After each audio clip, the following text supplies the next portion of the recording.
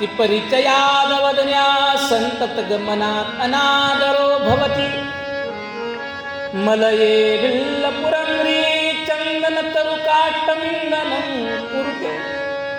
शास्त्रानं निर्वाळा दिलाय. अतिपरिचयात अवज्ञा भवती संतत गमनात अनादरः भवती. माणसाची अवज्ञा केव्हा होते माहिती आहे? जास्त परिचय झाला की अवज्ञा होत असते. आणि एखाद्याकडे तुम्ही सातत्यानं जात राहिलात की तुमचा अनादर होतो.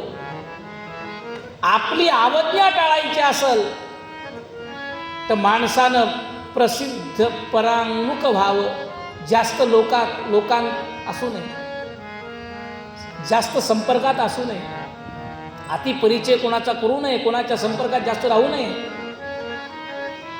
आणि आपला अनादर होऊ नये. आपला मान कायम राहावा असं वाटत असेल तर उठलं की कोणाच्या घरी जाऊ नये. त्याला मराठीमध्ये निर्लज्ज म्हणतात, बरोबर आहे?